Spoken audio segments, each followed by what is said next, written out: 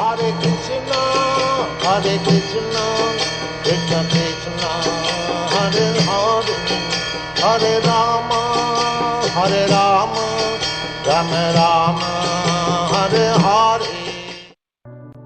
हरे कृष्णा। श्रील प्रभुपाद की जय, गुरु महाराज की जय, आप सब भक्त वृंद की जय, निताय गौर प्रेमानंदी, हरि हरि बोल।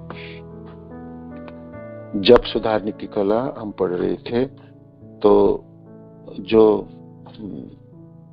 कुंजी तथा जो सूत्र महाराज ने, परिजन महाराज ने बुक में, जप बुक में वर्णन किए हैं, उसमें से प्रथम जो कुंजी है वो है हरिनाम सदा सर्वदा हरिनाम जप करना है।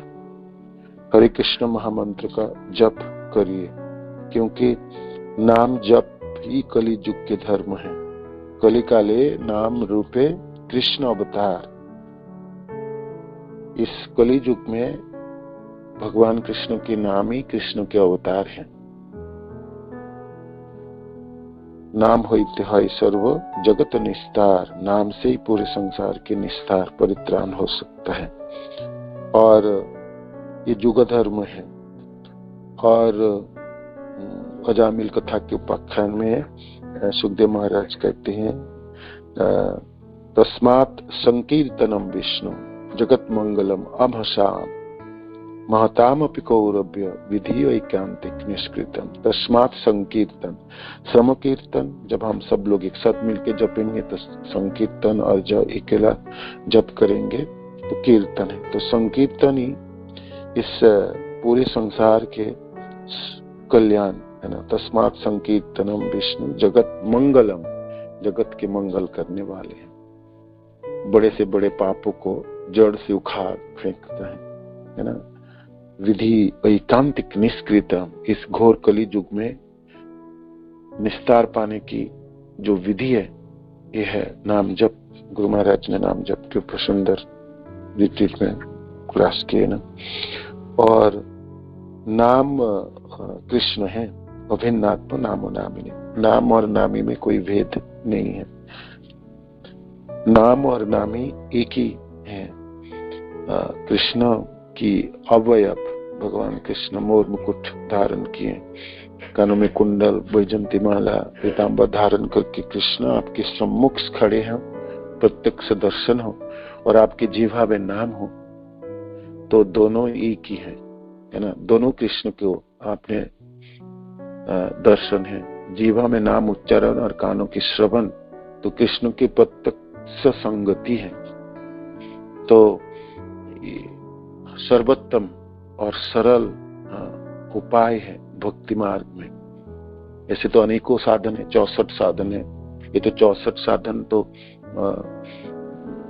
अनेकों साधन में से 64 साधन रूप गोस्वामी पाद ने चुन के लाए। 64 में से 5 साधन, साधु संग, नाम कीर्तन, भागवत श्रवण, श्रद्धा इसी विग्रह सेवन, मथुरावास, सकल साधन श्रेष्ठ, यही पंच अंग। ये 5 जो अंग है सब साधनों की श्रेष्ठ अंग है। कृष्ण प्रेम जन्म ये, यही 5 अल्प संग। कृष्ण प्रेम उत्पन्न होता है, जन्म लेती है इस 5 की संग से।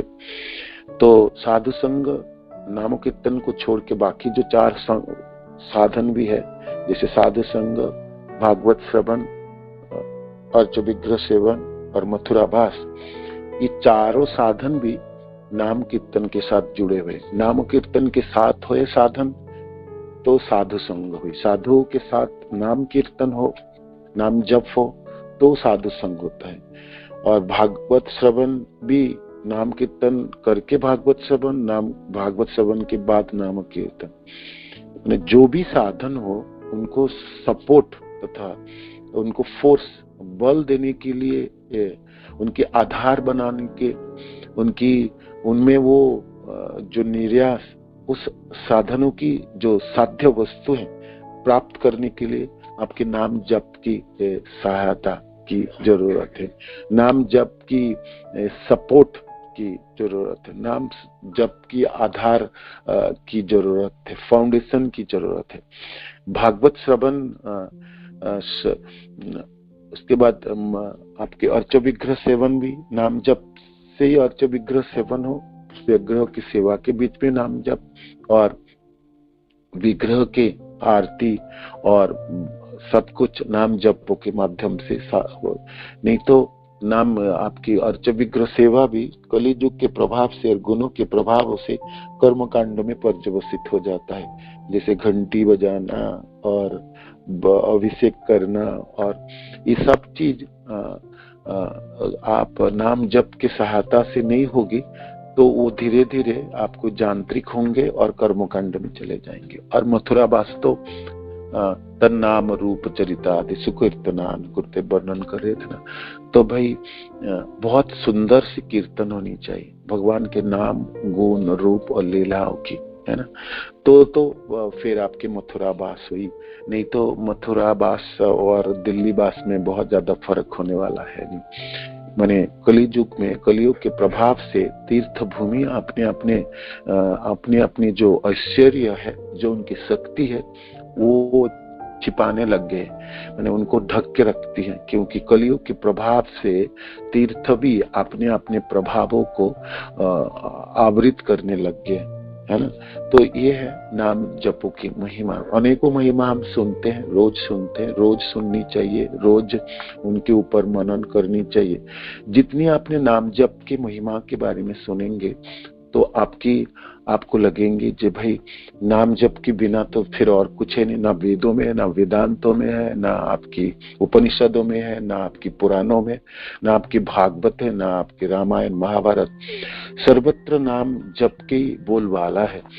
हर युगों में ही नाम जप की बोलबाला थी। कलि युग में तो ये युग धर्म ही है। कलि युग में तो बाकी सब और कुछ चीजों की प्रभाव भी नहीं होंगे नाम जप के बिना। मानो कि कोई व्यक्ति नाम नहीं जप रहे हैं, धर्मचारण तो करता ही नहीं है ना, वो तो धर्मों के रास्ता तो उन्होंने अपना ही नहीं। तो अनेकों श्लोकों में, अनेकों कथाओं में और हर तरह से नामों की महिमा वर्णित हुई। तो इसीलिए सदा सर्वदा नाम जप करनी चाहिए। सहज उपाय है, सरल उपाय है और सर्वोत्तम उपाय है। तो नाम जप करने तो हम चले, किंतु नाम हम सुन नहीं पाते हैं, शब्द को कानों में पड़ती नहीं है, तो ध्यान आकर्षित होती नहीं है, तो असतर्क हो जाते हैं। ये सबसे बड़ी अपराध है, अपराधों की ये जड़ है ना, गढ़ है ये। तो सतर्कता के साथ नाम हम नहीं जपेंगे और उसको हम सब सुनने के लिए प्रयत्न नहीं करेंगे, नहीं सुन पाएंगे, तो फिर वो धीरे धीरे यांत्रिक हो जाता है। जैसे हम सबों के नाम जब जंत्रबद्ध होता है ना, संख्या पूर्ण करते हैं। तो यहाँ पर दूसरे जो आपकी कुंजी बताते हैं, महाराज कहते हैं जे नाम जो शब्द है आपको एक मंत्र सुनना है ना। जिस मंत्र को, जिस शब्द को जिस समय उच्चारण कर रहे हैं आपको उसी समय उन्हीं को सुन लेना है, सिर्फ सुनना है। जैसे आपने जीवा से उच्चारण हो और वो शब्द आपको कानों में पड़े, कानों के गह्वर में आके गिरे, है ना, कान में पड़ जाए और आप उनके सुन लेंगे तो फिर हृदय में भी आ जाएंगे, है ना, आत्मसात भी हो जाएंगे। तो ये है दूसरी कुंजी है। और तीसरी, जब आपकी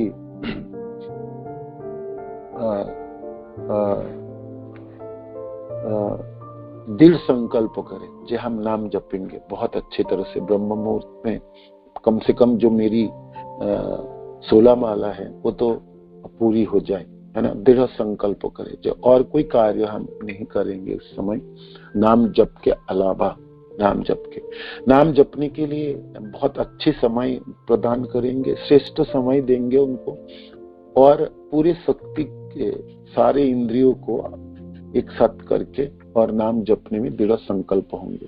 दृढ़ संकल्प करें, है ना। जब हमने इतने श्रवण कर लिए हैं और हमने पता चल गया जो नाम जप के अलावा इस कलियुग में कोई फल देने वाला नहीं है, तो फिर बाकी सब चीजों, माने मेरे पास जो समय है, अच्छी समय है, तो वो सर्वोत्तम समय तो नाम जप में देनी चाहिए ना। ये संकल्प कहलाता है। संकल्प शब्द का अर्थ है जो ये निश्चय है, ये एक प्रतिज्ञा है, ये एक पन है, और ये मेरी भक्ति पथ में एक आधार है जिसको हम हमेशा प्रथम स्तर में गिनेंगे। जो प्राइमरी मेरी ड्यूटी है भक्ति के रास्ते पे, पहले तो ये पूरा करो, है ना। 16 माला जप जो मेरा ब्रह्म मुहूर्त में अच्छे समय में पूरा हो, इसको दृढ़ संकल्प कहलाता है। और रोज करेंगे हम, है ना, और चूकेंगे नहीं, इसको दृढ़ संकल्प कहता है। उससे हम ये पनों को तोड़ने नहीं देंगे, इसको हम बचा के रखेंगे। और जब हमारे एज हो जाएंगे, जब हमारे इंद्रियों की शक्ति धीरे धीरे निस्तेज होते चले जाएंगे, तो सारे चीज हमारे पास शक्ति कम होने की वजह से उसमें जो तल्लीनता हो वो कम होते जाएगी, है ना। तो उतनी स्फूर्ति नहीं होगी, उतनी शक्ति ना कम होने की वजह से मन और इंद्रिया और शरीरों में यंत्रणा होने की वजह से और साधन में हमारा ढीलापना हो जाएंगे, है ना। बैठ ही नहीं पाएंगे तो भागवत कैसे सुनेंगे, चल नहीं पाएंगे तो तीर्थ यात्रा कैसे होंगे, अर्चविग्रह सेवा कैसे होंगे, बहुत सारे हम सब जानते हैं। किंतु नाम जप में इतनी आसक्ति होगी, इतनी आसक्ति हमको बना लेनी चाहिए, इतने उसमें मधुरता उत्पन्न कर लेनी चाहिए, जैसे मैं बहुत जकड़ भी जाऊं और मेरा शरीर में यंत्रणाओं भी हो, हाथों में मालाएं हो, और नाम जप में मेरा वो जो प्रयत्न था, है ना, जब मेरे पास शक्ति था, उसी उतनी सतर्कता के साथ, संकल्प के साथ में जप कर पाऊं। तो अभी हमने बहुत अच्छी तरह से सब सुन पा रहे और हम कर पा रहे, उच्चारण कर पा रहे, तो इसमें पूरी आसक्त हो जाना चाहिए, है ना, तल्लीनता में। ये दृढ़ संकल्प है। संकल्प में अपने लिए है, संकल्प मेरी आने वाले समय के लिए है, संकल्प मेरी जब मेरे पास साधन के करने की सारे रास्ता धीरे धीरे बंद हो जाएंगे और मैं अकेला हो जाऊंगा, तो ये जो मेरी साधन है नाम जप, इसमें मेरे तल्लीनता तब भी रहे, है ना। इसलिए हमारी संप्रदाय के जितने भी आचार्य, जितने भी भक्त हैं, आप अंतिम समय में, दिनों में देखेंगे नाम जप भी कर रहे हैं और नामों जपों में अथाह है। बेशक वो उसकी उनमें शक्ति नहीं है, अनिस्तेज है, तभी भी हरिदास ठाकुर कहते हैं महाप्रभु से, महाप्रभु मेरे को ना ग्लानि होती है, मैं अपने संख्या जो है, जो मैंने पन लिया था, वो मैं ठीक से कर नहीं पाता हूँ, ये मेरा सबसे बड़ी दुख है। इस तरह हमारे नामाचार्यों की एक खेद है ना, जे मैं वो पूरा ठीक से नहीं कर पा रहा हूँ, है ना। हमारे समस्त आचार्य जन देखेंगे संख्या पूर्वक नाम करण है, तो अंतिम दिनों में घूम घूम के उन्होंने संख्या पूर्वक नामों की पुत्ती जोर है। नाम जप में मेरा दिनों दिन मेरा आसक्ति वर्धन हो, ये दृढ़ संकल्प है। दूसरी कुंजी, अब भाई मन तो भटक ही जाएंगे, तो जहां भी मन भटके मन को खींच के लाना है, ये चौथा कुंजी है। मन जहां भी जाए, मन एक माला के बीच में चले जाएंगे, एक शब्द के बीच में चलेंगे, जहां भी मन जाए उसको वहां से खींच के लाना है, ये चौथा कुंजी है। यदि किसी भी परिस्थिति में हम जप करेंगे, किसी भी परिस्थिति में, है ना, धनी हो, निर्धन हो, शक्तिहीन हो, हम कहीं भी हमको रहना पड़ रहे है ना, जो भी परिस्थिति है, जो भी समय है ना, हम किसी भी परिस्थिति में जप करेंगे। और क्योंकि मन भाई कृष्ण की सबसे बड़ी वरदान है ना, ये सबसे बड़ी वरदान है ना, इससे ऊपर और कोई वरदान है नहीं। मानो कि भगवान कृष्ण को कुछ देना होता उनके भक्तजनों को, उनके पुत्र को, संतानों को, तो नाम प्रदान उन्होंने करके दिए। नाम जप से इस 14 भुवन में और कुछ नहीं, नाम बिना नहीं और कुछ है ही नहीं। 14 भुवन में, पूरे 14 प्लेनेटरी सिस्टम में नाम बिना किछ नहीं। 14 भुवन है, भक्ति विनोद ठाकुर कहते, नाम के बिना और कुछ है ही नहीं। तो भगवान कृष्ण की सर्वोच्च वरदान है ये नाम जप हम कर पा रहे हैं। और ये महत्वपूर्ण क्या है, जीवन में छोटी छोटी चीजों को हमने महत्वपूर्ण बनाया, बहुत छोटी छोटी वस्तुओं को हमने महत्वपूर्ण बना दिए, है ना। जिस चीजों की कोई मोल नहीं है, पीछे मुड़ के आप देखेंगे बचपन के बहुत सारी चीजें आपको उस समय महत्वपूर्ण था, आज कुछ नहीं। क्लास 10 की मार्कशीट कितनी महत्वपूर्ण था, वो आज है ही नहीं, आप किसी कोने में पड़ा रखा, आपको पता भी नहीं है। तो बहुत सारी चीज जो मेरी जीवन में सब कुछ बने पूरा हमने हमने उनमें दिए हैं, हमने बहुत समय बिताए, आज देखोगे आज मेरे को पता भी नहीं है वो सब। बहुत सारे लोगों के साथ वार्तालाप, बहुत सारे लोगों को हमने दुख भी दिए हैं, ये सारी चीज हमको पता नहीं है ना, बहुत नगण्य है आज के दिनों में। इस प्रकार मन बहुत छोटे से छोटे वस्तुओं को, व्यक्तियों को, घटनाओं को बहुत माने हिमालय की तरफ बड़ा बना के पेश करते हैं, हमारे सामने उपस्थित रखते हैं। तो वो महत्वपूर्ण, बहुत ही नगण्य, बहुत तुच्छ है। जीवन के प्रभाव में वो सारे घटनाएं, सारे व्यक्ति, सारे दृश्य आज कितनी नगण्य है। आज मेरे जीवन में उसने कोई पता भी नहीं है, मैं तो भूल भी गया हूँ, है ना, किंतु हम कितने महत्वपूर्ण बना लेते हैं। तो सबसे महत्वपूर्ण काम है नाम जप है ना, सबसे महत्वपूर्ण है। कृष्ण के सर्वोच्च वरदान है ये नाम जप। और फिर छठवा कुछ दीजिए, जब मन आपको परेशान कर रहा है, मनो सुनने नहीं दे रहे, तो मन को उपेक्षा करना है, मनो को जूता मारना है और झाड़ू से पीटना है सुबह उठ के और शाम के समय, और हर पल मन को कसना है, जो तेरे वजह से मैं सुन नहीं पा रहा, तू मेरे को खींच के ले जाता। मनो को उपेक्षा करना है, मनो को भूल जाना है, मनो को छोड़ देना है ना।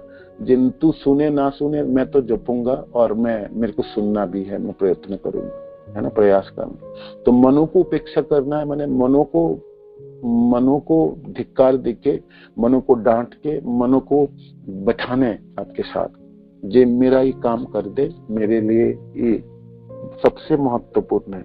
इस पूरे संसार में मेरे पास और कोई महत्वपूर्ण कार्य नहीं है, कोई उपहार नहीं है, करने लायक कोई चीज नहीं है मेरे पास, है ना। और है फिर आपको खूब डांटे और फटकारे तो मन नियंत्रित नहीं होंगे, मन बगावत करेंगे। तो रघुनाथ दास गोस्वामी के मनोशिक्षा, मनो की चापलूसी करो, कैसे भी करे, मन मेरा काम कर दे, है ना। तू ब्रज में रह, मंत्र में रह, है ना, राधा कृष्ण में तेरा भाव हो, प्रेम हो। तो मनोशिक्षा माने मनो की आपकी चापलूसी करना है, मनो को बताना है, मनो को अपने साथ रखना है, मनो को लेके चलना है, मनो की गतियों की समझना है, मनो को समझा के नाम जपते समय कैसे भी खींच के लाना है ना। क्योंकि नाम जप के समय जितनी भी घटनाएं उठेगी, जितनी भी वस्तुओं के बारे में आपको पता होगी, वो कोई बहुत ही नगण्य है। जीवन में कोई प्रभाव उसको ना हो, वो चीज हम नहीं करें, हमारे जीवन में कोई प्रभाव नहीं होगी, बहुत ही नगण्य है, बहुत ही नगण्य। कृष्ण में भरोसा होना चाहिए, कृष्ण एकमात्र आश्रय है ना। कृष्ण अभी तक मेरे को जिंदा रखे, खान पान खिलाए और मेरी सारी जरूरतें पूरी करेंगे। भगवान कृष्ण आगे भी पूरी कर देंगे, जब तक नहीं मरूंगा, शरीर नहीं छोड़ूंगा, तब तक कृष्ण मेरे को हथेली पे आमले की तरह रखेंगे, है ना। भरोसा कृष्ण में होनी चाहिए। तो फिर किस चीजों की चिंता है, किस चीजों की हमको डर है, हम क्यों डरे, है ना। जब कृष्ण अभी तक निडर रखा मेरे को, है ना, और मेरे को सबसे सुंदर उपहार प्रदान किए हैं, तो कृष्ण कृपालु हैं। कृष्ण की कृपा को हमने अनुभव किए, रोज करते हैं।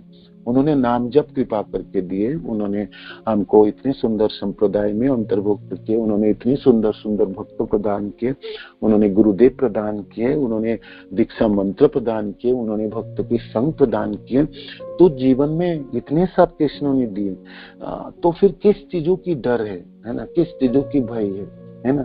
जितने भी जीवन में उठान पतन हुआ, जितने भी हमने द्वंद में रहे, तो मन मेरे को फंसाया, मनों ने कितनी बड़ी करके दिखाया, मैं ना, मनों ने कितने, जैसे मानो कि कोई अपमान किए, किसी ने कोई बुरा भला करे, क्या फर्क पड़ने वाला है। हम तो याद है बचपन में किसी मित्र ने मेरे को थप्पड़ भी मारा होगा, किसी मित्र ने मेरा पेंसिल चुरा के लेके गया था, कितने गाली गलौज भी हुआ था, आज मैं तो भूल भी गया हूँ। इस प्रकार हर घटना ही नगण्य है, नाम जप के सामने उनकी कोई मोल नहीं है, कोई मोल नहीं। तो फिर हमने क्यों नहीं करे इसको अच्छी तरह से, इसको ठीक से मोल क्यों नहीं देंगे, इसके लिए सारे अच्छे समय क्यों नहीं प्रदान करेंगे। तो मन में जितने भी बाकी चीजें हैं उसके लिए क्यों डरेंगे, उसके लिए तैयारी क्यों करेंगे, हम तो नाम जप करेंगे। परिणाम के सेवक बनना है, सेवा करने है तो मनों की उपेक्षा करना है। नाम जप एक सेवा है ना। कृष्ण के प्रति हमारी एक कृतज्ञता है ना। कृष्ण के प्रति एक कृतज्ञता है। और फिर 7वां कुंजी जो है विनम्रता है, जिसमें दीनता है ना। दीनता है। विनम्रता हम क्यों है? विनम्र तो मैं अपने खुद के लिए बनूंगा, विनम्रता दूसरी को दिखाने के लिए नहीं है, क्योंकि विनम्रता ही कृष्ण की शरणागति प्रदान करेंगे। नाम जप के मेरे को कृष्ण के आश्रय में रहना है, कृष्ण की शरणागति करनी है, ये मेरा साध्य है। कृष्ण प्रेम मेरा साध्य वस्तु है ना। साधन तो मेरा नाम जप है और साध्य मेरा कृष्ण प्रेम है। तो शरणागत रहूं, कृष्ण में भरोसा होगा तब ना शरणागत होगा। व्यक्ति में भरोसा ही नहीं है तो उसमें क्या शरणागति होगी, है ना। तो विनम्रता की जो फल है, मानो कि कोई पूछे कि भाई मैं विनम्र क्यों बनूं, इससे लाभ क्या होगा? भौतिक संसार में तो ये एक बड़ा बाधा है। विनम्र व्यक्तियों के ऊपर प्रहार होती है। कर्मी जनों, आप विनम्र हो जाओ तो लोग आपको बिल्कुल जैसे बकरी घास खाता है ना, ऐसे आपको बिल्कुल कुचल के चले जाएंगे। विनम्रता एक कमी माना जाता है भौतिक संसार में, तो फिर मैं विनम्र क्यों होऊंगा? तो विनम्रता एक जरूरत है, विनम्रता एक प्रयोजन है भक्ति के रास्ते पे, क्योंकि यही विनम्रता आपको शरणागत बनाने वाला है कृष्ण के प्रति, है ना। कृष्ण के चरण आश्रित करने वाला है, कृष्ण प्रेम प्रदान करने वाले। ये विनम्रताएं आपको गोलोक में आपको प्रवेश की कुंजी है तथा चाबी है विनम्रता। तो विनम्रता एक जरूरत है, एक प्रयोजन है। विनम्रता दिखावटी करने के लिए नहीं है। विनम्रता आपको, आप विनम्र भक्त हो, इसकी आपकी मार्केटिंग नहीं करनी। जब मैं विनम्र भक्त हूँ और लोग मेरा आदर करेंगे, सत्कार करेंगे। विनम्रता एक जरूरत है, एक प्रयोजन है ना। विनम्रता के बिना, दीनता के बिना आपके भक्ति की रास्ता, आपकी साधन तो थोड़ा बहुत हो भी जाए, उसके बाद की आपकी रागानुगा भक्ति कहो या भाव भक्ति या प्रेमा भक्ति, सारे रास्ता बंद हो जाएंगे, कुछ भी नहीं बचा रहेगा, है ना। आपको प्रवेश के अधिकारी नहीं हो रहे। तो विनम्रता एक प्रयोजन है, एक दिखावटी बा एक मैं विनम्र भक्त हूँ, मेरा जस हो, प्रतिपत्ति हो विनम्र भक्त के, है ना। ये उससे क्या होगी? उससे कोई लाभ नहीं है, कोई काम नहीं होगा। विनम्रता मेरा जरूरत है, मेरे को शरणागति प्रदान करेंगे कृष्ण के लिए, है ना। हम अभी भी डरते क्यों हैं? मन का हमारा मन में डर क्यों है? हम अभी भी भरोसा नहीं है कृष्ण में। हमारा कभी 10% की भरोसा होती है, कभी 20, कभी 30, कभी 40 होता है, कभी 50 हो जाए, कभी 60-70 तक हो जाते, किसी दिन तो 90% भी होता है कि कृष्ण आप ही है, राखो भी मारो भी, जो इच्छा तो कर लो जी कृष्ण, जो करना कर लो। मेरे को ये 100% रोज है, हर पल है, हर दिन है, हर परिस्थितियों में होनी चाहिए। कृष्ण रक्षा करेंगे, रक्षयति विश्वास, है ना। ये विनम्रता है ना। रक्षयति गोप्तव्य, वो मेरा अभिभावक है ना। तो ये विनम्रता मेरी प्रयोजन है, विनम्रता तथा दीनता। ये हमने खूब पढ़ा है इसके ऊपर, है ना। और वो श्लोक यदापि सुनिचेन तदरूप सहिष्णुना अमनेन मानदेन कीर्तनीय सदारि। आपको ब्रह्म मुहूर्त जपना है। आपको जप ही आपके जीवन के आधार हो, आपके आधारभूत हो। तो वो तो महाप्रभु तीसरी श्लोकों में उस वर्णन करके आपको दे दिए। तो इसलिए कहते हैं जे माला में आपने धागे में पिरो के रखो, इसको गले में धारण करो ही साधक। ये जो सूत्र है ये आपके जीवन के आधार है, जो आपको साध्य वस्तु प्राप्त कराएंगे।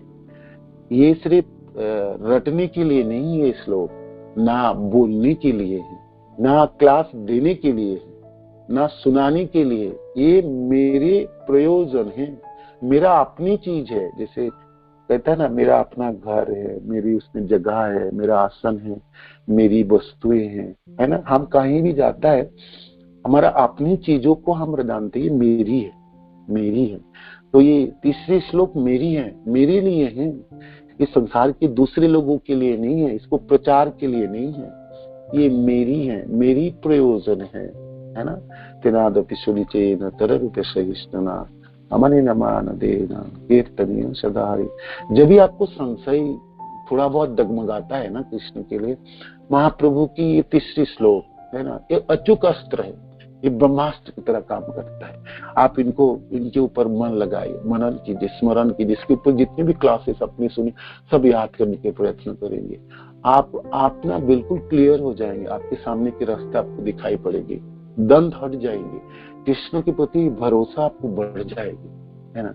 तो ये विनम्रता ये महाप्रभु के दिए हुए सबसे बड़ी प्रदान है। मानो कि 8 तो श्लोक है, तो मानो कि भाई एक ही श्लोक लिखते महाप्रभु और एक श्लोक लिख के चले जाते, तो हमारा काम बन ही जाता है। इस श्लोक होता तो हमारा पास। इसीलिए नामों में अथाह शक्ति है और नाम सब कुछ कर सकते हैं। प्रथम श्लोक में 7 परिणाम बताने के बाद महाप्रभु कहते हैं नामों में तो अथाह शक्ति है, किंतु मेरी दुर्दशा है ना, दुर्दैव है ना मैं। तो फिर तीसरी श्लोक में भाव भक्ति प्रभा भक्ति नहीं बताए, वो कहते हैं आपको तो सदा कीर्तन करनी है, नामों के आश्रय पे रहनी है, तो ये 3 काम आपको करनी पड़ेंगे, है ना। 3 से भी आपको तुच्छ मानना है, वृक्ष से भी सहिष्णु होना है, सबों को मान प्रदान करना है, बाकी आपकी सारी जाए। 3 आप कर पाएंगे, आपकी सारी समस्या समाधान हो जाएंगी, अपराध सब चली जाएगी, है ना। मन नहीं लगता, मन लग जाएंगे आपकी, है ना। परिस्थितियां आप देखोगे ठीक हो गई, आप कहोगे शास्त्र आपको अच्छे लगने लगे, भक्तों बहुत प्यारा लगने लगता है ना। परिस्थितियां बहुत अनुकूल लगने लगती है, समय अच्छा लगता है, मैं बूढ़े हो रहा हूँ, मेरा शरीर ढल रहा, अच्छा लगता है आपको, और भय चली जाती है। जितने बूढ़े होंगे मेरे पास करने लायक और कुछ नहीं रहेगा, मैं तो कीर्तनीय सदा हरि, मैं निरंतर कीर्तन करूंगा, है ना। क्योंकि मेरे मनों में जो मेरे पास समय बहुत कम हो बचा है, जितने कम समय आपको लगेगा तब आपकी पकड़ और जोड़ेगा। जब मैं कल मर जाऊं तो मेरा तो नाम ही पूरा नहीं होगा, मैं आज अच्छी तरह से जप लेता हूं, है ना। ये एक पकड़ होगी।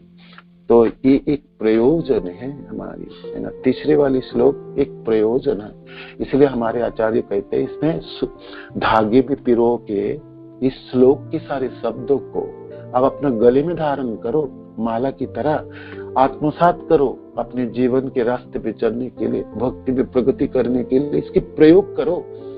इस अस्त्र को छिपा के मत रखो, है ना। ये ब्रह्मास्त्र की तरह है, इसको उच्चारण करो और इसको प्रयोग करो हर परिस्थितियों में, हर जगह पे जो विषम होता है लगता है ना, उस जगह में अचूक अस्त्र है, आपके काम करके देंगे, है ना काम। और ये अस्त्र सिर्फ मेरे लिए है, दूसरे के लिए नहीं है, दूसरे को सिखाने के लिए नहीं, मेरे लिए है, आपके प्रयोग के लिए।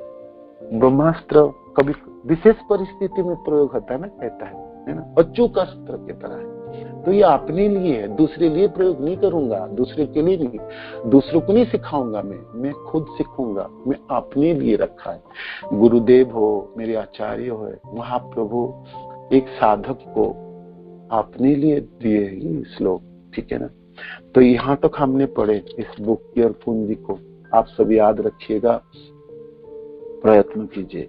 और हम अब कृष्ण हमारी रक्षा करने में समर्थ है ना। कृष्ण हमारी रक्षा करेंगे, भरोसा आपकी अब पकड़ होगी, आपने 7वां कुंजी तक पहुंचे हैं, भरोसा बढ़ने वाला है, कृष्ण रक्षा करेंगे। किया ना अभी तक, अभी तक जिंदा रखेगा, सब कुछ प्रदान किया, कितनी चीज प्रदान की, हमें कृतज्ञता ज्ञापन करना चाहिए। कृष्ण क्या अद्भुत है, आपने क्या प्रदान किया, है ना। पीछे मोड़ को देखो, साधक क्या प्राप्ति है, वो सामर्थ्य है, आने वाले समय भी रक्षा करेंगे वो, भरोसा। तो ये हमने कल पढ़ेंगे, ठीक है। कल बोल श्रील प्रभुपाद की जय, गुरु महाराज की जय, आप सब भक्तवृंद की जय।